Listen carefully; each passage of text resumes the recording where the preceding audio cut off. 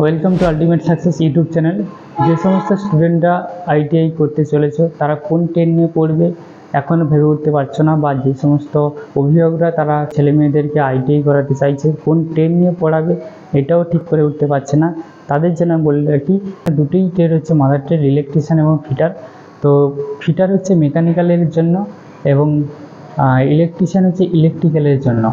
তো ইলেকট্রিক্যাল এবং মেকানিক্যালের প্রাথমিক ধাপ বা প্রাথমিক স্টেপে যে নিম্ন লেভেলের স্টেপ বা প্রাথমিক স্টেপ যেটাকে বলে থাকি সেটা হচ্ছে এই ইলেকট্রিশিয়ান বা ফিটার। যেটা ইলেকট্রিক্যাল আমরা ডিপ্লোমাতে পড়ে থাকি আপার লেভেলে, তার লো লেভেল হচ্ছে ইলেকট্রিশিয়ান, সেটা হচ্ছে আইটি লেভেল। এবং যে মেকানিক্যালের যে আমরা ডিপ্লোমাতে কোর্স দেখে থাকি বা পড়ে থাকি তার লো লেভেল হচ্ছে ফিটার। তো দুটোই হচ্ছে মাদার ট্রেড, ইঞ্জিনিয়ারিং সেকশানে দুটোই মাদার ট্রেড। তার আগে আমার একটা ছোট্ট প্রতিবেদন যে আইটিআই করলে আমরা কোন কোন সেকশানে জব পেতে পারি। এবারে ভাবছেন আইটিআই করে কোন কোন ডিপার্টমেন্টে গভর্নমেন্ট জবের জন্য আমরা ভ্যাকেন্সি পাবো। দেখুন, আমি প্রথমে বলি রাজ্য স্তরে আমাদের রয়েছে WBPDCL, WBSCTCL, WBSCDCL। তাছাড়া সেন্ট্রাল স্তরে রয়েছে ইসরো, DRDO, রেল, সেল, ভেল, ইটিসি। অর্থাৎ এই রাজ্য এবং সেন্ট্রাল দুটো মিলে প্রতি বছরে আমরা 3 থেকে 4খানা vacancy easily form fill up করতে পারবো, শুধুমাত্র যদি আমার ব্যাকগ্রাউন্ডে আইটিআই থাকে। Interview related, industry related video পেতে আমাদের চ্যানেলটিকে সাবস্ক্রাইব করো এবং পরবর্তী ভিডিও পেতে পাশে থাকা বেল আইকনটিকে প্রেস করো। দেখো, এই প্রতিবেদনে আমরা দেখতে পেলাম যে আইটিআই যদি আমার ব্যাকগ্রাউন্ডে থাকে সেখানে আমরা সেন্ট্রাল এবং রাজ্য স্তরে বিভিন্ন ক্ষেত্রে আমরা গভর্নমেন্ট জব পেতে পারি। তাছাড়া তো রয়েছে ভুরি প্রাইভেট সেক্টরে বা লিমিটেড সেক্টরে কোম্পানিগুলোর জব রয়েছে। কিন্তু এখানে আমি মূলত যদি আমি ম্যানুফ্যাকচারিং কোম্পানি দিয়ে একটা বোঝানোর চেষ্টা করি।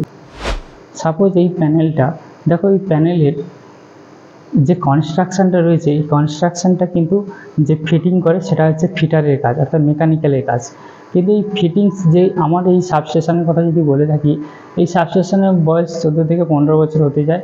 কিন্তু এই 14 থেকে 15 বছরেই এই যে কনস্ট্রাকশানটা রয়েছে বা এই যে প্যানেলটা রয়েছে সেটা কিন্তু একবারই ম্যানুফ্যাকচারিং হয়ে যা এসেছিলো সেটাই রয়ে গেছে। কিন্তু এই যেটা হচ্ছে আমরা রিলেটা দেখছি না, এই রিলে এগুলো কিন্তু অনেকবার মডিফাই হয়ে গেছে। তো এখানে আমরা প্রাথমিকভাবে বোঝা যাচ্ছে যে কনস্ট্রাকশনের দিক থেকে যে ফিটার যে কাজগুলো করে থাকে সেটা একবারই হয়তো হয়ে থাকে, তার কোনো আর মডিফিকেশান হয়নি। কিন্তু দেখো এই রিলে এর যত দিন যাচ্ছে এর আপডেশন আসছে বা এর মডিফিকেশান আসছে, বা এর যে ইন্টারনাল পার্টসগুলো রয়েছে সেগুলো হচ্ছে কোনো কারণে সেটা প্রবলেম হয়ে আসছে, সেগুলোর জন্য এটাকে চেঞ্জ করতে হচ্ছে। অর্থাৎ ম্যানুফ্যাকচারিং কোম্পানিকে তাকে আবার ফার্দার ম্যানুফ্যাকচার করতে হচ্ছে। তো এখান থেকে বোঝা যাচ্ছে যে ফিটারের কাজ জাস্ট ফিটিং করে দিয়ে জাস্ট এই কোম্পানির জন্য এটাই শেষ। কিন্তু এই যে রিলেগুলো রয়েছে এই রিলেগুলো দেখো কত এই 15 বছরের মধ্যে 2-3 বার রিপ্লেস হয়ে গেছে অলরেডি। তো এখান থেকে স্পষ্ট দিয়ে বোঝা যাচ্ছে যে ফিটারের তুলনায় ইলেকট্রিশিয়ানের কাজের চাহিদাটা বেশি। সাপোজ যদি আমরা আরও বলে থাকি কোনো একটা কোনো একটা বিল্ডিং হচ্ছে, সেই বিল্ডিংয়ের ছাউনিতে যেটুকু কনস্ট্রাকশন দরকার সেটাই হচ্ছে ফিটারের কাজ। অর্থাৎ ফিটিং, ওয়েল্ডিং হতে পারে বা কাটিং হতে পারে, যে কোনো মেটাল শিটের কাজ হতে পারে, সেটা হচ্ছে ফিটারের কাজ। কিন্তু দেখো এই বিল্ডিং কমপ্লেক্সটা যে সমস্ত ইলেকট্রিক্যালি ওয়ার্কগুলো হয়ে থাকে, লাইট, ফ্যান ইত্যাদি ইত্যাদি, তো কিন্তু একটা সময়ের পর সেগুলো হচ্ছে কোনো না কোনো প্রবলেম জেনারেট হতেই থাকে। কিন্তু তার জন্য একটা পার্মানেন্ট ইলেকট্রিশিয়ানের প্রয়োজন হয় যে ওই বিল্ডিং মেনটেন্যান্সের জন্য। তো বিল্ডিং মেনটেন্যান্সের জন্য যেহেতু একটা ইলেকট্রিশিয়ানের মেনটেন্যান্সের দরকার হচ্ছে, ইলেকট্রিশিয়ানের দরকার হচ্ছে, সেক্ষেত্রে সে একটা পার্মানেন্ট ওখানে বেতনভোগ হয়ে থেকে যাচ্ছে। কিন্তু ফিটারকে দেখো, ওই ফিটার যে ওই ঘরটার কনস্ট্রাকশানটাকে গড়ে দেয় ও কিন্তু আউট, ওখানকার ওর আর কাজ নেই। তো এখান থেকেও বোঝা যাচ্ছে যে এখানে ইলেকট্রিশিয়ানের চাহিদাটা বেশি।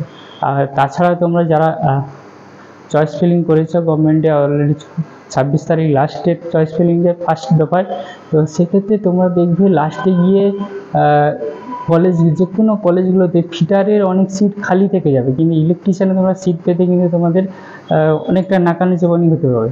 এটা কিন্তু কষ্টকর, আমার এক্সপিরিয়েন্সে দেখেছি বা আমার সার্ভিস লাইফে বা আমি যে সমস্ত স্টুডেন্টকে আগে ভর্তি করেছি, চয়েস ফিলিং করিয়েছি, সেক্ষেত্রেও আমি কষ্টটা ফিল করেছি। এবং বলে রাখি, যে সমস্ত স্টুডেন্টরা চয়েস ফিলিং বা আইটিআই অ্যাডমিশন রিলেটেড যাবতীয় অসুবিধা রয়েছে তোমাদের মনের মধ্যে কোয়েশ্চেন নিতে, তোমরা আমাদের স্ক্রিনে দেওয়া নম্বরে কল করতে পারো, আমরা তোমাদেরকে যথারীতি হেল্প করব। এবারে আসি স্যালারি স্ট্রাকচার, যেটা তোমরা থাম্বনেইলেই দেখেছিলে যে 35,000 ফার্স্ট স্টার্টিংয়ে। হ্যাঁ, ঠিকই দেখেছো। তোমাদের যদি বলি, আমাদের যে স্টুডেন্টগুলো যারা আমাদের কোচিং সেন্টার থেকে পড়ে জব পেয়েছিল, তাদের স্যালারি স্ট্রাকচারও আমি দেখাবো, তারা এখন কত স্যালারি পাচ্ছে। টেকনিশিয়ান গ্রেড 3 WBSCDCL প্রিভিয়াস যে রিক্রুটমেন্টটা হয়েছিল, 25 জনের মধ্যে 4 জন স্টুডেন্ট জব পেয়েছিল। তো সেক্ষেত্রে বলে রাখি একটা কথা, তোমরা ফিটার নিয়ে পড়লেও জব পাবে।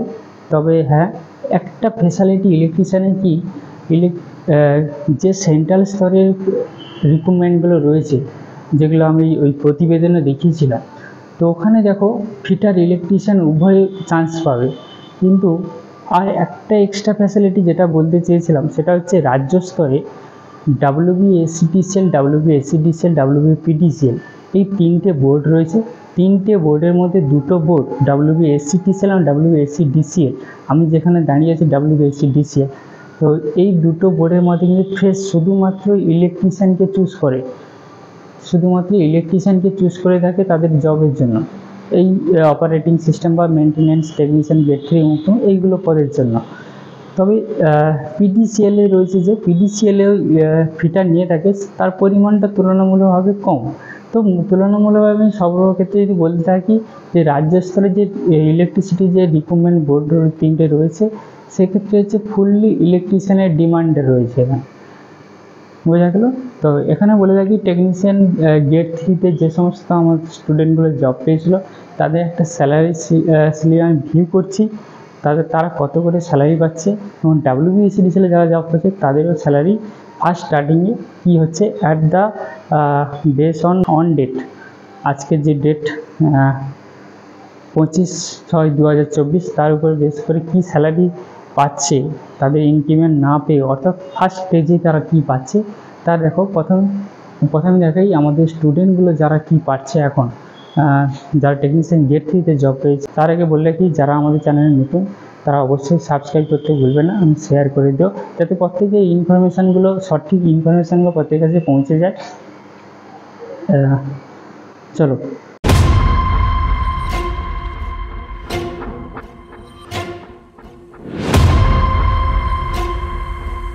তোমরা যারা চয়েস ফিলিং করছো, অবশ্যই ভেবেচিন্তে করে নিও। 26 তারিখে মিড নাইটে ওটা অটোমেটিক লগ হয়ে যাবে, তোমাদের আর কিছু করতে হবে না। অটো সেভ করতে ভুলবেন না। পারলে আরও একটা ইনফরমেশান, যারা এখনও পর্যন্ত ITIর জন্য ফর্ম ফিল আপ করতে পারোনি, তাদেরকে বলে দিই যে তোমাদের 30/6/2024 পর্যন্ত নতুন করে পোর্টাল রিওপেন হয়ে গেছে, যে নতুন করে ফ্রেশ অ্যাপ্লিকেন্টরা অ্যাপ্লিকেশান করতে পারবে। তাদের সেকেন্ড চয়েস ফিলিংয়ের সময় তাদের হচ্ছে আবার চয়েস ফিলিং করতে পারবে। টাটা, বাই বাই, দেখা হবে পরবর্তী ভিডিওতে। कोई भी सपना साकार करने के लिए सबसे जरूरी है सही कोच का होना। चुनिए अल्टीमेट सक्सेस को और करें अपने ITI related job, railway, TCL और DCL का सपना साकार। Download the app now.